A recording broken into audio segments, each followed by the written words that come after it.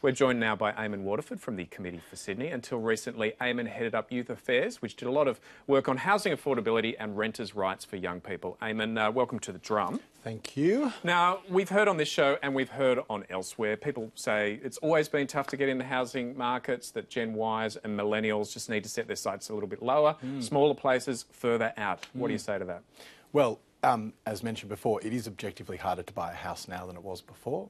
In the 80s, we're talking about 3 times the median salary to purchase a house. Now we're talking about 9 times the median salary. So objectively, it's 3 times harder to purchase a house. You have to spend 3 times more money.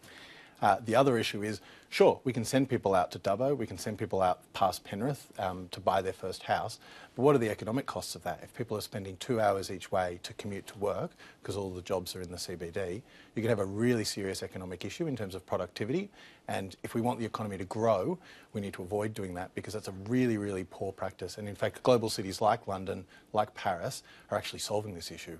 New York have better housing affordability than Sydney does, and the way they do it is they build up.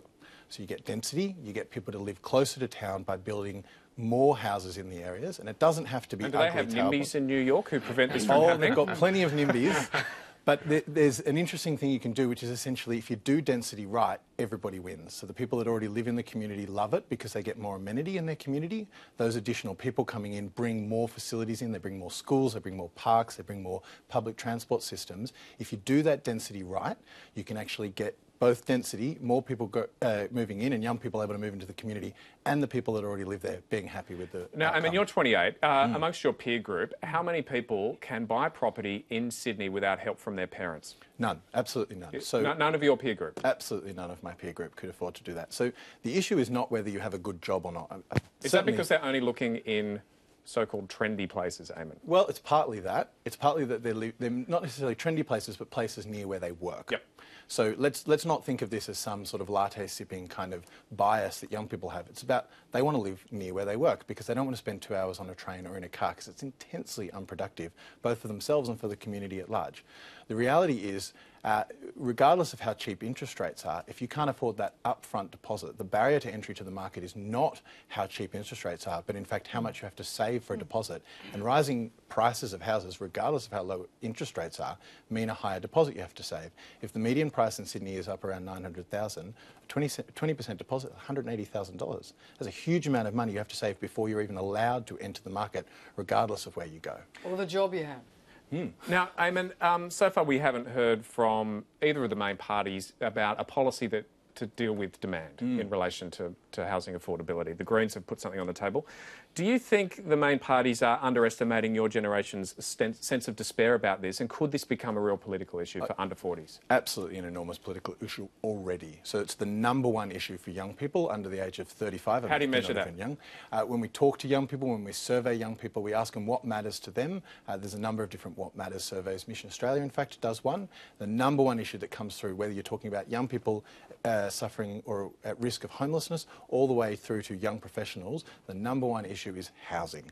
That is the Australian issue at this stage. Now, Rowan, hearing what Eamon's having to say, that his peer group just can't buy into the market without help from their parents, that's different from your generation, isn't it? Getting a deposit is always a nightmare, always was. Okay, the numbers are higher now, but where I disagree with Eamon is that there is nothing wrong with the idea of having to travel that bit further. I know someone, she was desperate to buy a house in Sydney, ended up looking at the Central Coast, moved up to Woy Woy, places like that, which have a train, 1 hour straight into Sydney, commute straight in, never been happier, bought a place, easily affordable. This is someone not earning a great deal of money. Now, it can be done, and back to your argument about Dubbo, the mythical Dubbo, if you do move everyone out to Dubbo, all the coffee baristas and all the rest, industry's going to go there, trust me, they're going to follow. So it's a two-way street. If people go where the housing is cheaper, then the workforces will go there, the business will go there because they'll find a better and cheaper workforce there. So that's how the market looks after itself. Always.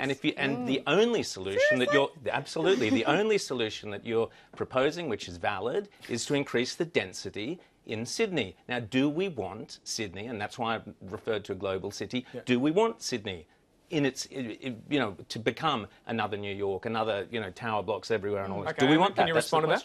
Well, I absolutely agree with you that we need to be bringing the jobs to where these people are living, to where the affordability is. And you're right.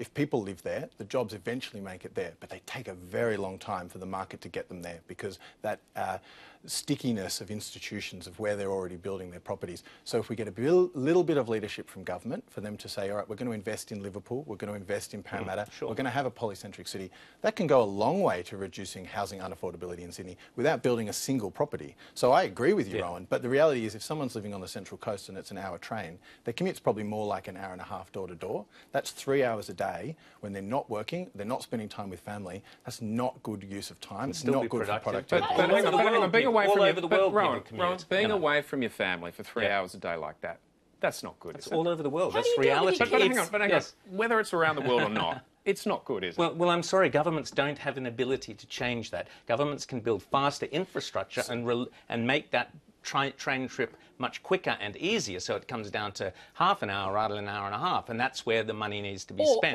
not fiddling with the housing market. Or they could look at things like negative gearing, things that are artificially inflating the house prices in Sydney, and look at it that way. Sure, they could, but that's tinkering at the edges and going to make no God, difference. so you'd rather because parents all be you're away going from to do their is kids put for up 3 hours. rents, which is going to make it harder for people to save money to That get that is first. absolutely That's not the true. truth. That That's is all that will not happen. true, and there's no Eamon, proof. from your research into this area, will it lead to increased rents? Getting rid of negative gearing. Look, if the evidence was there that negative gearing is keeping rents down, we would have found it by now. It doesn't exist. The Grattan Institute has shown conclusively that negative gearing is doing nothing to keep rents down and it's doing nothing to increase supply. Get rid of it.